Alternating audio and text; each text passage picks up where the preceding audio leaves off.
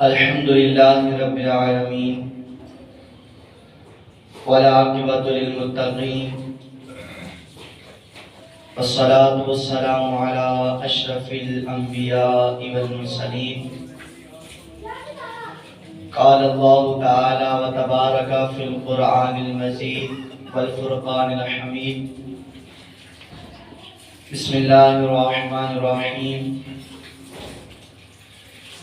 يا أيها الذين آمنوا لا تقولوا راعنا آمنت بالله صدق الله العظيم وبلغنا رسوله النبي الكريم الرؤوف الرحيم ونحن على ذلك من الشاهدين والشاكرين والحمد لله رب العالمين. إن الله وملائكته يصلون على النبي يا أيها الذين آمنوا صلوا عليه وسلموا تسليما. تمام أحباب الصلاة والسلام عليك يا سيدي يا رسول الله وعلى آلك وأصحابك يا سيدي يا حبيب الله. الصلاة والسلام عليك يا سيدي يا نبي الله وعلى آلك وأصحابك يا سيدي يا خاتم النبيين. اللہ تبارک و تعالیٰ کی حمد و صلات کے بعد پیارے آقا صلی اللہ علیہ وآلہ وسلم کی ثنا خوانی کے بعد میرے محترم بزرگوں اور معزز دوستوں کی بارگاہ میں السلام علیکم ورحمۃ اللہ وبرکاتہ. میرے محترم سامعین کرام، حضور جانے جانا صلی اللہ علیہ وآلہ وسلم کی ذات بابرکات پر درود و سلام پڑھنے کے بے شمار فضائل برکات ہیں. پیارے آقا صلی اللہ تعالی علیہ وآلہ وسلم نے ارشاد فرمایا، جو شخص مجھ پر روز جمعہ کے دن 200 بار درود و سلام پڑھتا ہے، اللہ تبارک و تعالی اس شخص کے 200 سال کے بھی گناہوں کو معاف فرما لیتا ہے. درود پاک پڑھنا خوش نصیبوں کی خوش بختی ہے، اور یہ اللہ تبارک و تعالیٰ خوش نصیبوں کو ہی عطا فرماتا ہے، کیونکہ اللہ تبارک و تعالیٰ سنتا سب کی ہے پر اپنے محبوب کی محبت کسی کو عطا فرماتا ہے. اللہ پاک مجھے اور آپ سب کو حضور جانے جانا صلی اللہ علیہ وآلہ وسلم پر درود و سلام پڑھنے کی توفیق عطا فرمائے. میرے محترم سامعین کرام، آج میں نے آپ کے سامنے 2 راتوں کا ذکر کرنا ہے. آج میں نے آپ کے سامنے 2 ذاتوں کا ذکر کرنا ہے. آج میں نے آپ کے سامنے 2 ہی باتوں کا ذکر کرنا ہے.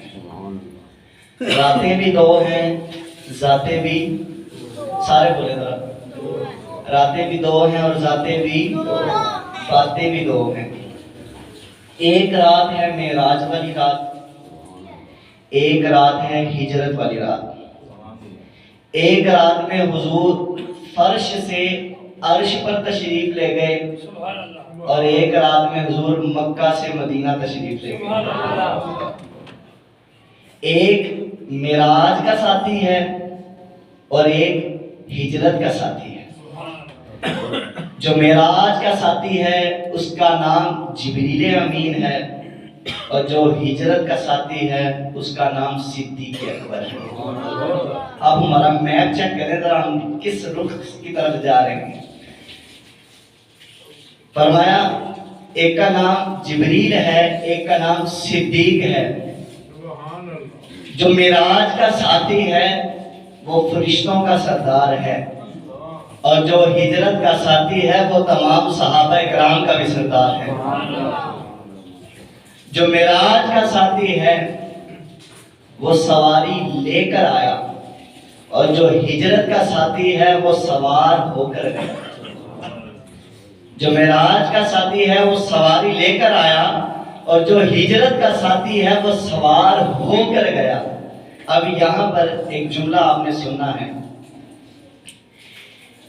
معراج کا جو ساتھی ہے وہ اخلاقی ہے، اور جو ہجرت کا ساتھی ہے وہ خاکی ہے. اب اس افلاکی اور خاکی میں فرق کیا ہے؟ اب دیکھیے گا ذرا. افلاکی جو ہے وہ خود چل کر آ رہا ہے حضور کی بارگاہ میں. جو افلاکی ہے وہ خود چل کر آ رہا ہے حضور کی بارگاہ میں, اور کیا کہہ رہا ہے؟ حضور چلیے, حضور چلیے. جو افلاکی ہے وہ خود چل کر آ رہا ہے کہ حضور چلیے, اور جو خاکی ہے حضور خود اس کی بارگاہ میں چل کر جا رہے ہیں اور فرما رہے ہیں اے ابو بکر چلیے. جو افلاکی ہے, جو آسمان سے آ رہا ہے, وہ خود چل کر آ رہا ہے اور حضور کی بارگاہ میں کیا عرض کر رہا ہے؟ حضور چلیے. اور جو خاکی ہے حضور اس کے در پر جا کر فرما رہے ہیں ابو بکر چلیے, ہم چلتے ہیں. اب دیکھیے گا ذرا, جو افلاکی ہے نا, جو معراج کا ساتھی ہے وہ سدرہ تک گیا. جو معراج کا ساتھی ہے وہ سدرہ تک گیا, اور جو ہجرت کا ساتھی ہے وہ مزار تک گیا. جو معراج کا ساتھی ہے وہ سدرہ تک گیا کہ یا رسول اللہ اسے آگے نہیں بڑھ سکتا ہوں, لیکن جو ہجرت کا ساتھی ہے وہ ابو بکر صدیق حضور کے ساتھ روضہ انور تک گیا. اب دیکھیں اگلا جملہ دیکھیے گا, ہم نے بات ہی ختم کر دی. میں نے کہا جو معراج کا ساتھی ہے وہ موڑ تک گیا, اور جو ہجرت کا ساتھی ہے وہ پورے توڑ تک ساتھ گیا. جو ہجرت کا ساتھی ہے وہ توڑ تک ساتھ گیا. تو میرے محترم سامعین کرام, 22 جمادی الاخرى حضرت سیدنا ابو بکر صدیق رضی اللہ تعالیٰ عنہ کا یوم عرس مبارک ہے. اسی مناسبت کے ساتھ آج میں نے آپ کے سامنے حضرت سیدنا ابو بکر صدیق رضی اللہ تعالیٰ عنہ کی شان و عظمت کو بیان کرنا ہے. دعا ہے اللہ تبارک و تعالیٰ مجھے حق بیان کرنے اور آپ سب کو حق سننے کی توفیق عطا فرمائے. میرے محترم سامعین کرام, صدیق اکبر کی شان اتنی نرالی ہے, پتہ کہاں سے شروع کرے اور کہاں پر ختم کرے, کہاں سے شروع کرے اور کہاں پر ختم کرے, یہ انسان کو کچھ بھی خود نہیں پتا ہوتا. صدیق اکبر کی شان ایسی نرالی ہے, ابتدا بھی کرے تو عاشق صدیق جھوم جایا کرتے ہیں, اور انتہا بھی کریں تو عاشق صدیق جو ہیں وہ طرف اٹھا کرتے ہیں. اب ایک مرتبہ کیا ہوا, حضرت سیدنا ابو بکر صدیق نا جلوہ فروز تھے کہ سامنے سے نا حضرت علی رضی اللہ تعالیٰ عنہ تشریف لا رہے. حضرت ابو بکر صدیق نے نا حضرت علی کو دیکھا تو مسکرائے. تو جب مسکرائے نا تو حضرت علی کہنے لگے اے ابو بکر صدیق آپ مجھے دیکھ کے کیوں مسکرائے ہیں؟ تو حضرت ابو بکر صدیق فرمانے لگے حضور نبی رحمت صلی اللہ علیہ وسلم نے ارشاد فرمایا کل بروز قیامت نا علی جو ہے وہ جنتیوں کو جنت کی ٹکٹیں تقسیم کر رہا ہوگا. علی جو ہے کل بروز قیامت جنتیوں کو جنت میں جانے کی ٹکٹیں عطا کر رہا ہوگا. اس بات پر مسکرا رہا ہوں. اب دیکھیے حضرت علی رضی اللہ تعالیٰ کیا فرماتے ہیں ابو بکر صدیق لگتا ہے آپ نے حضور جانے جانا کی پوری حدیث کو نہیں سنا ہے. تو حضرت علی سے پوچھا ہے کہ علی بتا پوری حدیث کیا ہے, تو بتا دے. میں نے تو یہی سنا ہے کہ حضور نے فرمایا کل بروز قیامت جنتیوں کو جنت کی ٹکٹیں حضرت علی تقسیم کریں گے. حضرت علی رضی اللہ عنہ فرمانے لگے یہ بات سچ ہے, یہ بات حق ہے کہ کل بروز قیامت اللہ تبارک و تعالیٰ مجھے جنت کی ٹکٹیں عطا فرمائے گا اور میں جنتیوں کو جنت کی ٹکٹیں عطا فرماؤں گا. لیکن محبوب نے مجھے یہ بھی ارشاد فرمایا ہے اے علی تیرے پاس ٹکٹیں آ جائیں گی تو امینا ہر ایک کو دیتا چلا جائیں, بلکہ جس کے دل میں ابو بکر صدیق کی محبت ہوگی صرف اسی کو جنت کی ٹکٹیں عطا کرتے چلے جائیں. جس کے دل میں ابو بکر صدیق کی محبت ہوگی نا اس کو ہی جنت کی ٹکٹیں عطا کرنا. تو میرے محترم سامعین کرام صدیق اکبر کی شان ہی نرالی ہے, شان ہی نرالی, جتنی بیان کی جائے اتنی کم ہے. کیوں؟ کیونکہ حضور نبی رحمت صلی اللہ علیہ وسلم کے پکے عاشق ہیں. ان سے پڑھ کر کوئی عاشق ہو نہیں سکتا. مولانا حضرت رحمۃ اللہ تعالیٰ کی بارگاہ میں ایک شخص آیا, کہنے لگا حضور میں چاہتا ہوں صدیق اکبر کی بڑی شان ہے لیکن ایک ہی جملے کے اندر آپ صدیق اکبر کی شان کو بیان فرما دیں. ایک ہی جملے کے اندر. کیا مطلب؟ ایک پیالے کے اندر پورا سمندر ڈال دیں, یہ بتا دیں مجھے, صرف ایک ہی جملہ آپ کے پاس ہے, آپ صدیق اکبر کی شان کو بیان فرما دیں. اعلیٰ حضرت رحمۃ اللہ تعالیٰ نے یہ بھی کہا کہ نہیں میں نہیں کروں گا. اعلیٰ حضرت نے کہا زمزمۂ رضا حاضر ہے, یعنی رضا کا قلم حاضر ہے اور خدا کی قسم اعلیٰ حضرت رحمۃ اللہ تعالیٰ علیہ نے جب بھی اپنا قلم اٹھایا نا تو حضور کی پاکی کو، حضور کی ثنا کو بیان کرنے کے لیے اٹھایا ہے۔ اب دیکھیں ذرا کیا کہا کہ صدیق اکبر کی شان میں ایک جملہ لکھ دیں جس کے اندر صدیق اکبر کی شان کو بیان کیا گیا ہو۔ اعلیٰ حضرت فرماتے ہیں یوں تو صدیق اکبر کی شان کو پورا مکمل بیان نہیں کیا جا سکتا ہے، لیکن اعلیٰ حضرت نے صرف 2 جملے لکھے۔ کیا لکھے؟ 2 جملے لکھے، اور پہلی لائن کے اندر، پہلے جملے کے اندر ارشاد فرمایا پوری کائنات میں حضور جیسا پیر کوئی موجود ہی نہیں۔ پہلا جملہ لکھا، کیا کہا تھا؟ صدیق اکبر کی شان میں کوئی ایک جملہ بیان کرتے ہیں جس میں صدیق اکبر کی ساری شان واضح ہو جائے۔ آپ نے کیا فرمایا؟ قلم کو جوش دیا اور لکھا کہ پوری کائنات کے اندر حضور جیسا پیر موجود نہیں ہے۔ اے لوگوں، صدیق کی شان پوچھتے ہو، جس طرح پوری کائنات کے اندر حضور جیسا پیر کوئی موجود نہیں ہے، اسی طرح پوری کائنات کے اندر صدیق جیسا کوئی مرید بھی موجود نہیں ہے۔ صدیق جیسا کوئی مرید بھی موجود نہیں ہے، یعنی کائنات کے اندر اللہ تبارک و تعالیٰ نے صرف ایک ہی محمد پیدا کیا ہے، اور دوسری طرف اللہ تبارک و تعالیٰ نے پوری کائنات کے اندر صرف ایک ہی صدیق کو پیدا فرمایا ہے۔ وہ ایک ہی ابو بکر صدیق ہیں جن کو اللہ تبارک و تعالیٰ نے پیدا فرمایا ہے۔ میرے محترم سامعین کرام، حضرت ابو بکر صدیق کی شان بڑی ہی نرالی ہے، بڑی ہی عرفہ والا ہے، جتنے سنتے جائیں گے اتنی محبت میں اضافہ ہوتا چلا جائے گا۔ اب دیکھیے گا، حضرت عائشہ صدیقہ رضی اللہ تعالیٰ فرماتی ہیں میرے بابا جان جب سے میں نے ہوش سنبھالا ہے نا، میں نے اپنے بابا جان کو حضور کی اطاعت میں دیکھا ہے، حضور کی فرما برداری میں دیکھا ہے، جو حضور نے فرما دیا آپ نے اس کے اوپر عمل کرنا شروع کر دیا۔ اب آپ سے میں سوال پوچھنا چاہتا ہوں، مجھے ذرا یہ بتائیں حضور کے روزے اقدس کے اوپر روزانہ کتنے فرشتے نازل ہوتے ہیں؟ کتنے فرشتے نازل ہوتے ہیں؟ اور بولے اونچی بات سے سب کو بتاؤ۔ 70,000 فرشتے صبح آتے ہیں اور 70,000 فرشتے شام کو آتے ہیں، اور جو ایک مرتبہ حضور کے روزے پر آ گیا فرشتے کی دوبارہ واپس واری نہیں آنی ہے۔ یعنی روزانہ 1,40,000 فرشتے حضور کے روزے اقدس پر آتے ہیں، حضور سے مصافحہ کرنے کے لیے، حضور سے بات کرنے کے لیے، حضور سے ملاقات کرنے کے لیے روزانہ 1,40,000 فرشتے آیا کرتے ہیں، اور جو ایک دفعہ آ گیا قیامت تک اس کی باری نہیں آنی ہے۔ حضرت عائشہ صدیقہ رضی اللہ تعالیٰ عنہ فرماتی ہیں کہ میں نے جب سے ہوش سنبھال کے رکھا ہے، جب سے میں نے ہوش سنبھالا ہے، تب سے میں دیکھتی ہوں کہ میرے پاپا صدیق اکبر حضور کی اطاعت میں ہے، حضور کی فرما برداری میں ہے۔ خدا کی قسم حضور کے روزے اقدس پر روزانہ 70,000 فرشتے صبح آتے ہیں، 70,000 فرشتے شام کو آتے ہیں، جو ایک دفعہ آ جاتا ہے دوبارہ اس کی باری نہیں ہوتی۔ ارے جو فرشتے 1,24,000 روزانہ حضور کے روزے پر ملاقات کرنے کے لیے جاتے ہیں، وہ کالی کملی والا روزانہ صدیق اکبر کے گھر میں 2 دفعہ جایا کرتا تھا۔ وہ کالی کملی والا روزانہ 2 دفعہ صدیق اکبر پر گھر پہ جایا کرتا تھا۔ تو دیکھیں ذرا شان کو ذرا ملاحظہ کریں کہ صدیق اکبر کی شان کیسی نرالی ہوگی کہ جس کے گھر پر حضور جانا روزانہ 2 مرتبہ جاتے ہوں تو وہ مقام کیسا ہوگا، وہ مقام کیسا عرفہ والا ہوگا۔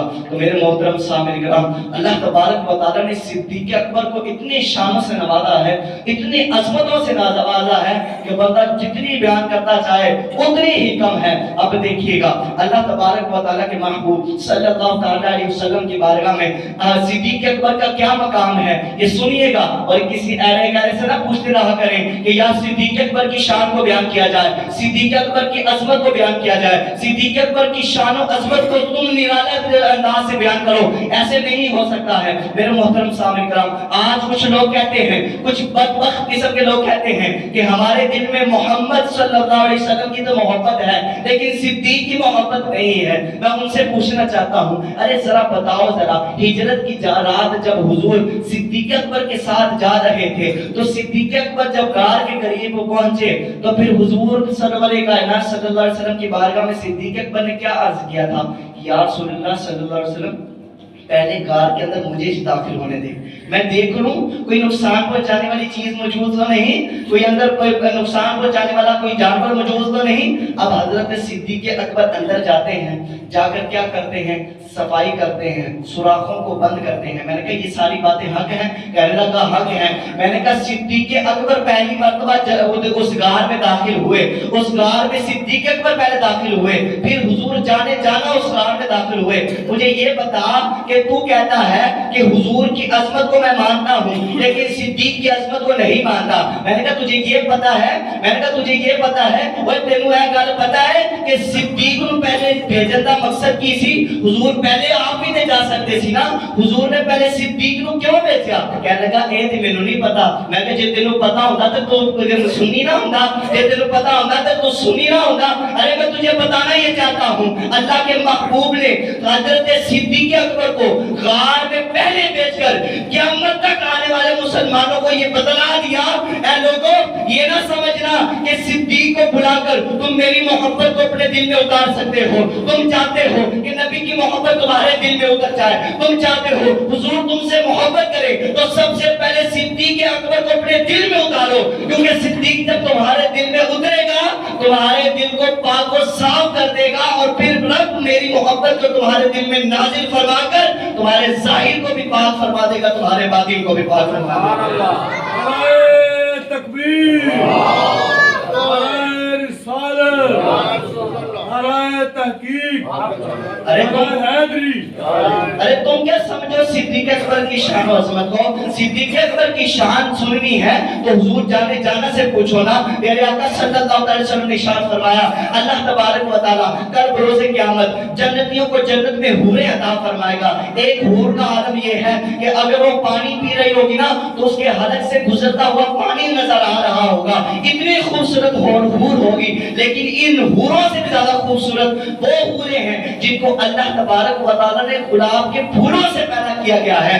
گلاب کی پھولوں سے پیدا کی جانے والی وہ حوریں گلابی حوریں کہلاتی ہیں۔ اللہ تبارک و تعالیٰ کے محبوب نے فرمایا کہ کل بروز قیامت وہ جو گلابی حوریں ہیں نا وہ کسی عام جنتی کو نہیں دی جائیں گی، بلکہ کل بروز قیامت یا تو وہ شہداء کے نکاح میں آئیں گی، یا تو انبیاء کے نکاح میں آئیں گی، یا تو صدیقین کے نکاح میں آئیں گی۔ لیکن خدا کی قسم صدیق اکبر کی شان اتنی نرالی ہے، وہ جو گلابی حوریں ہیں اللہ تبارک و تعالیٰ 10 نہیں، 50 نہیں، 100 نہیں، 150 نہیں، 200 نہیں، بلکہ اللہ تبارک و تعالیٰ صدیق اکبر کو ان گلابی حوروں میں سے 400 حوریں عطا فرما دیا کرے گا۔ کل بروز قیامت اللہ تبارک و تعالیٰ اپنے اس بندے صدیق اکبر کو وہ گلابی حوریں 400 عطا فرما دے گا۔ میں نے کہا صدیق اکبر کی شان و عظمت کو جاننا ہے، صدیق اکبر کے مقام کو پوچھنا ہے تو حضور جانے جانا سے پوچھو۔ پیارے آقا کیا فرماتے تھے؟ پیارے آقا صلی اللہ علیہ وسلم ایک مرتبہ صحابہ کرام کا مجمع ہے، حضور جانے جانا فرما رہے ہیں اے میرے صحابہ قیامت کے دن اللہ تبارک و تعالیٰ جنت کے 8 دروازوں میں سے جنتیوں کو جنت میں داخل فرمائے گا، جن میں سے پہلا دروازہ ہوگا وہ باب الصلاۃ ہوگا، یعنی جو لوگ دنیا میں رہتے ہوئے رب کی عبادت کرنے والے ہیں وہ نمازیں پڑھتے ہیں، اللہ تبارک و تعالیٰ ان کو جنت کے اس دروازے باب الصلاۃ کے ذریعے جنت میں داخل فرما دے گا۔ نمبر 2 دوسرا دروازہ جو ہوگا وہ باب الجہاد، جس نے اللہ کی راہ میں جہاد کیا ہوگا نا اللہ تبارک و تعالیٰ اس دروازے کے ذریعے اس کو جنت میں داخل فرما دے گا۔ نمبر 3 پر دروازہ وہ ہے کہ جو اللہ کی راہ میں صدقہ کرتے ہیں، ایک ہاتھ سے صدقہ کرتے ہیں دوسرے ہاتھ کو پتہ نہیں چلنے دیتے ہیں، ایسے لوگوں کو اس تیسرے دروازے سے جنت میں داخل کر دیا جائے گا۔ انہی شہزادوں میں سے ایک شہزادے کھڑے ہوئے جن کا نام صدیق اکبر ہے، حضرت ابوبکر صدیق کھڑے ہوتے ہیں اور کہتے ہیں یا رسول اللہ صلی اللہ علیہ وسلم آپ نے فرمایا کہ جو بندہ نمازی ہوگا وہ باب الصلاۃ کے ذریعے جنت میں داخل ہوگا، جو بندہ اللہ کی راہ میں جہاد کرے گا وہ باب الجہاد کے ذریعے جنت میں داخل ہوگا، جو بندہ اللہ کی راہ میں صدقہ کرے گا وہ صدقے والے دروازے سے جنت میں داخل ہوگا۔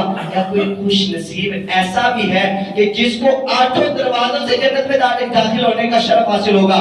اللہ کے محبوب صلی اللہ علیہ وسلم نے ارشاد فرمایا اے لوگوں سن لو، خدا کی قسم کل بروز قیامت باب الصلاۃ سے کوئی جنت میں داخل ہوگا، کل بروز قیامت کوئی ایسا شخص ہوگا جو باب الجہاد سے جنت میں داخل ہوگا، کوئی ایسا شخص ہوگا جو صدقہ و خیرات کرنے والے دروازے سے جنت میں داخل ہوگا، لیکن خدا کی قسم صدیق اکبر کی شان و عظمت پر قربان جائے کل بروز قیامت جس دروازوں سے اللہ تبارک و تعالی 8 دروازوں کے ذریعے صدیق اکبر کو حکم فرمائے گا اے صدیق آج جنت کے 8 دروازے کھلے ہوئے ہیں جس دروازے سے چاہو تم داخل ہو کے جنت میں داخل ہو سکتے ہو یہ ہے صدیق اکبر کی شان آج صدیق اکبر کی شان میں گستاخیاں کرتے ہیں لوگ آج صدیق اکبر کی عظمت کو بڑھائے بیٹھے ہیں لوگ میرے محترم سامعین کرام میں آپ سے پوچھنا چاہتا ہوں صدیق اکبر کی شان کو کون بیان کر سکتا ہے جب حضور جانے جانا نے فرمایا کہ جب معراج کی رات میں عرش معلیٰ پر پہنچا میں نے جہاں جہاں اپنا نام دیکھا اپنے نام کے ساتھ صدیق اکبر کو نام کے دیکھا ہے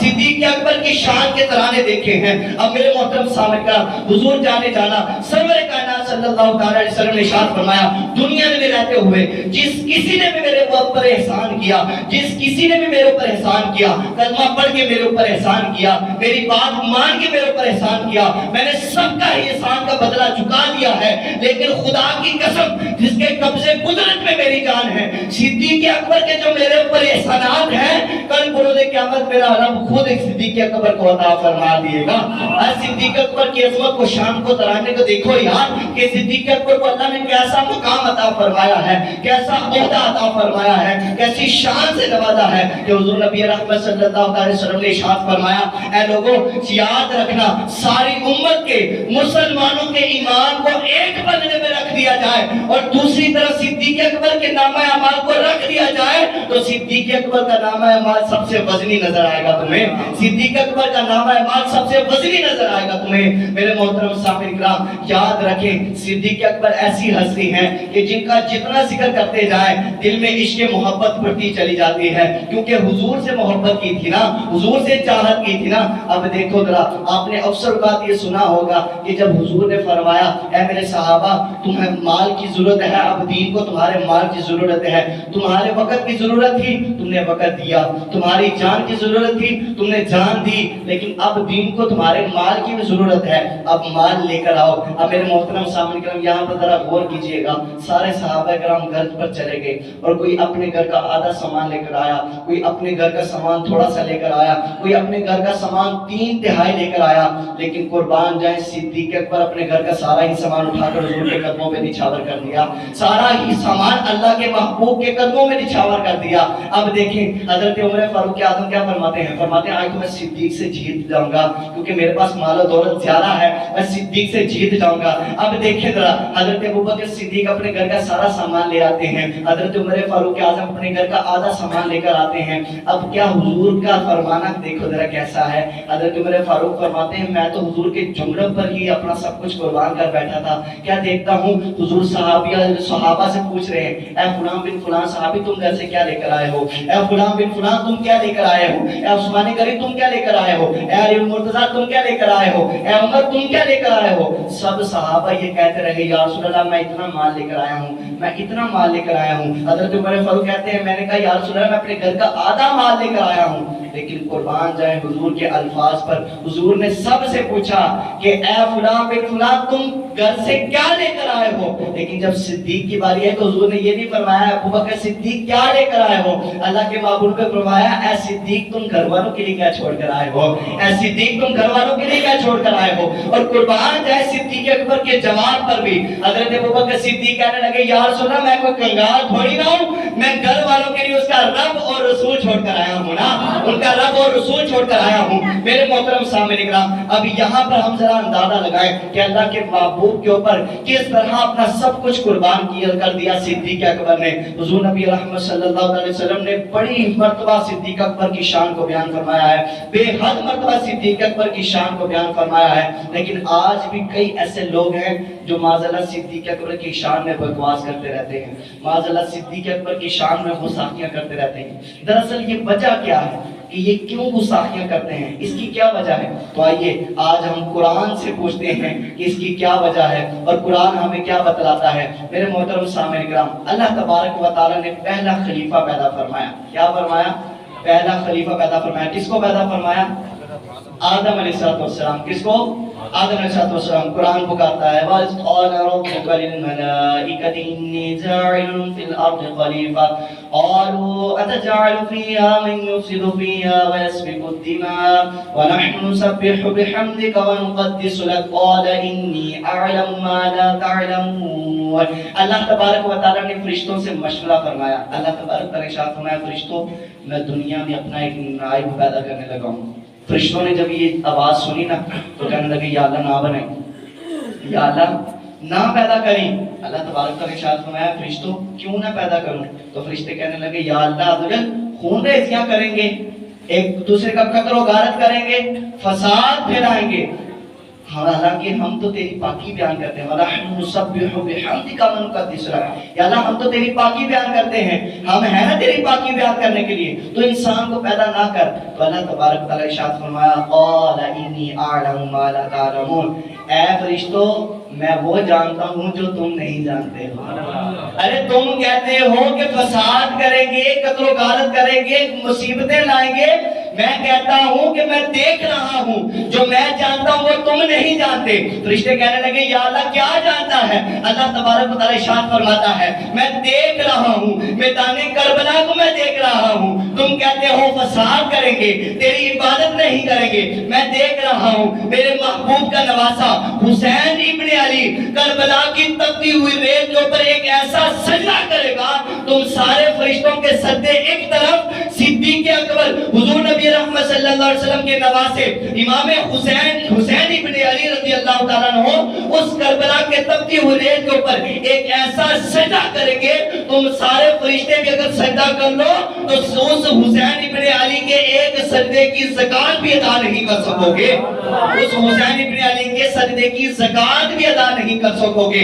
तुम कहते हो कि फसाद करेंगे, अरे मैं देख रहा हूँ, मैदाने करबला को देख रहा हूँ। आज लोग कहते हैं जी इमाम हुसैन माज़अल्लाह शहीद हो गए, बस खत्म हो गए, अब उनका नाम जिंदा नहीं है। मैंने कहा कत्ले हुसैन असल में मर गए यजीद है, इस्लाम जिंदा होता है हर करबला के बाद। अरे देखो इमाम हुसैन की शान कितनी निराली है। तुम कहते हो आज बॉर्डर पर कोई मर जाए तो तुम उसको मरा हुआ नहीं कहते, बल्कि उसको शहीद कहते हो, और कहते हो कि शहीद जिंदा है, शहीद जिंदा है। मैंने कहा जो बॉर्डर पर अपने मुल्क की हिफाजत करते हुए मर जाए तुम उसको शहीद कहते हो, उसको जिंदा कहते हो, तो जिसने अपने नाना के दीन को बचाने के लिए अपने 72 तन कुर्बान कर दिए वो हुसैन कैसे मर सकता है?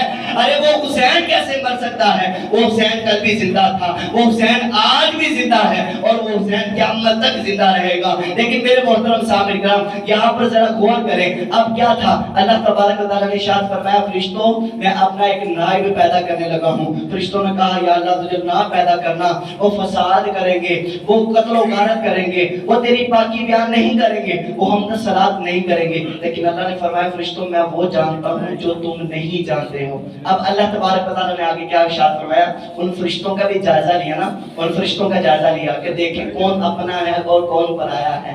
अब अल्लाह तबारक व तआला ने आदम अलैहिस्सलाम को जब पैदा फरमा दिया ना तो अल्लाह ने फरमाया वज़ क़ुल्ना लिल मलाइकति इसजुदू। अल्लाह तबारक व तआला ने इरशाद फरमाया ऐ मेरे फरिश्तों आदम अलैहिस्सलाम को सजदा करो, आदम अलैहिस्सलाम को सजदा करो। अब यहाँ पर हैरानगी वाली बात ये थी कि अल्लाह तबारक व तआला फरिश्तों को सजदा देने करने का हुक्म क्यों इरशाद फरमा रहा था, आगे जाके पता चलेगा। लेकिन क्या हुआ, तमाम फरिश्तों ने सजदा किया सिवाय इब्लीस के। किसके? इब्लीस ने सजदा नहीं किया। इब्लीस ने सजदा क्यों नहीं किया? कहने लगा जी मैं तो बेहतर हूँ आदम अलैहिस्सलाम से, मैं आदम से बेहतर हूँ। पूछा क्या क्यों, तुम क्यों बेहतर हो? तो कहने लगा वो मिट्टी से बनाए गए हैं, मैं आग से बनाया गया हूँ। मैंने कहा ओ बदबख्त शैतान, तुझे मिट्टी से बनाया हुआ आदम तो नजर आ गया, लेकिन आदम की पेशानी में जो मोहम्मद का नूर चमक रहा था वो तुझे नजर ना आया? अरे तुझे वो नूर नजर ना आया? अब मैं पूछना चाहता हूँ हजरत जिब्रील अमीन से कि तुमने सबसे पहले सजदा क्यों किया? तो हजरत आदम अलैहिस्सलाम के वो गुलाम हजरत जिब्रील अमीन अर्ज करने लगे کہنے لگے کہ اے لوگوں، میں نے حضرت آدم علیہ السلام کو اس لیے نہیں سجدہ کیا کہ اللہ تبارک و تعالیٰ نے مجھے سجدہ کرنے کا حکم ارشاد فرمایا ہے تو میں جلدی جلدی سجدہ کر لوں، نہیں، بلکہ میں نے جب آدم کی طرف دیکھا تو آدم کی پیشانی میں محمد عربی کا نور چمک رہا تھا، میں نے اس نور کو دیکھتے ہی فوراً اللہ کی بارگاہ میں سجدہ ریز ہو گیا تھا، اس نور کو دیکھ کے میں نے سجدہ کیا تھا۔ اور اللہ تبارک و تعالیٰ نے فرشتوں میں سب سے بلند مرتبہ جو ہے حضرت جبریل امین کو عطا فرما دیا تھا۔ اب یہاں پر جو بات میں آپ کو سمجھانا چاہتا ہوں، خدا کرے کہ آپ کو سمجھ آ جائے، خدا کرے کہ آپ کے دلوں میں اتر جائے۔ میں نے کہا رب نے پہلا خلیفہ بنایا، انکار کیا شیطان نے۔ اب جس چیز کو اس جملے کی سمجھ آئے گی نا، وہ دایاں ہاتھ بلند کر کے سبحان اللہ کی صدا بلند کرے گا۔ میں نے کہا رب نے پہلا خلیفہ بنایا، انکار کیا شیطان نے۔ مصطفیٰ نے پہلا خلیفہ بنایا، صدیق کو انکار کیا شیطان کے بچوں نے۔ ارے شیطان کے بچوں نے انکار کیا ہے نا۔ آج ہم ذرا غور تو کریں، آج جو صدیق اکبر کی شان میں بکواس کرتے ہیں کس وجہ سے کرتے ہیں؟ کیونکہ صدیق اکبر کو کس نے خلیفہ بنایا ہے؟ محمد عربی صلی اللہ علیہ وسلم نے۔ تو جو صدیق اکبر کی شان میں گستاخی کرتا ہے دراصل وہ حضور کی نافرمانی کرتا ہے۔ اور یاد رکھیے گا تمام صحابہ کرام جو ہے نا، ان کی جو صحابیت ہے نا وہ حدیث سے ثابت ہے، روایتوں سے ثابت ہے، لیکن صدیق اکبر کی شان ہی نرالی ہے۔ صدیق اکبر رضی اللہ عنہ کی جو صحابیت ہے نا، آپ کا صحابی ہونا اللہ کے محبوب نے حدیثوں میں بھی ارشاد فرمایا، بزرگان دین میں اپنے اقوال میں بھی ارشاد فرمایا، اور اللہ تبارک و تعالی نے آپ کی صحابیت کو قرآن پاک میں بھی نازل فرما دیا۔ تو آج جو قرآن کی پیروی نہیں کرتا ہے، قرآن کا انکار کرتا ہے، وہ تو دار اسلام سے خارج ہو جاتا ہے۔ تو جو صدیق اکبر کی شان میں گستاخیاں کرتا ہے وہ بھی دار اسلام میں باقی نہیں رہتا ہے۔ اب میں آپ سے یہ پوچھنا چاہتا ہوں، اب مجھے یہ بتائیں قرآن کو چھونے کے لیے کس چیز کا ہونا ضروری ہے؟ پاکی کا ہونا ضروری، جسم کا پاک ہونا ضروری ہے۔ اب صدیق اکبر کی شان و عظمت کو ذرا سمجھیے گا۔ میں نے کہا قرآن کو چھونے کے لیے جسم کا پاک ہونا ضروری ہے۔ آپ سب کو پتہ ہے نا، یہاں پر جتنے احباب موجود ہیں، قرآن کو چھونے کے لیے کس کا پاک ہونا ضروری ہے؟ جسم کا پاک ہونا ضروری ہے۔ اور ویسے بھی اللہ تبارک و تعالیٰ نے سورہ واقعہ کے آخری رکوع میں ارشاد فرمایا مسحوب الا المطہرون، اللہ تبارک و تعالیٰ نے ارشاد فرمایا کہ ناپاکی کی حالت میں قرآن کو نہ چھو۔ اب سب احباب کو پتہ ہے، لیکن میں یہاں پر آپ کو ایک جملہ بتانا چاہتا ہوں۔ میں نے کہا کہ قرآن کو چھونے کے لیے جسم کا پاک ہونا ضروری ہے۔ ارے جس طرح قرآن کو چھونے کے لیے جسم کا پاک ہونا ضروری ہے، اسی طرح صدیق اکبر کی شان و عظمت کو سمجھنے کے لیے خون کا بھی پاک ہونا ضروری ہے۔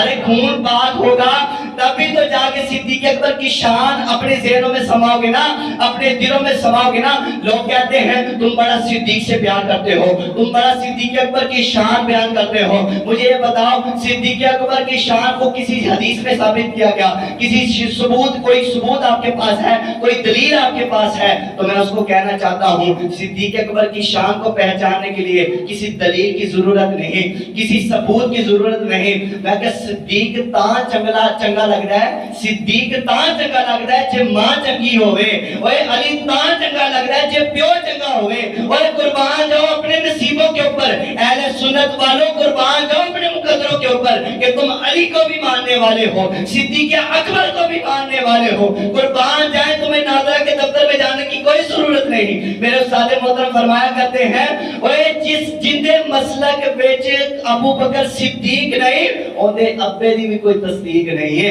اس کے ابے کی بھی کوئی تصدیق نہیں، کیونکہ جو حلالی ہوتا ہے نا وہ ہمیشہ حضور کے غلاموں کے ترانے نوازتا رہتا ہے، حضور کے شان کو، حضور کے صحابہ کی شان کو بیان کرتا رہتا ہے، اور جو حلالی نہیں نہ ہوتا وہ حضور کے صحابہ کی شان کو بیان نہیں کر سکتا ہے۔ تو میرے محترم سامعین کرام، آج میں آپ کو یہ بتانا چاہ رہا ہوں کہ صدیق اکبر کی شان بڑی ہی عرفہ والا ہے، اتنی عرفہ والا ہے، اتنی عرفہ والا ہے۔ ابھی تو حضور نے یہ شان بیان کی ہے جو دنیا میں حضرت ابوبکر صدیق کو شان عطا کی گئی ہے، لیکن دیکھو کل بروز قیامت کیسی شان عطا کی جائے گی۔ حضرت جبریل امین فرماتے ہیں میں جنت کے اندر نا 3000 سال تک لگاتار پڑوں کو نا اٹھائے ہوئے چلتا رہا، یعنی کہ پرواز کرتا رہا۔ 3000 سال گزر گئے۔ کتنے سال؟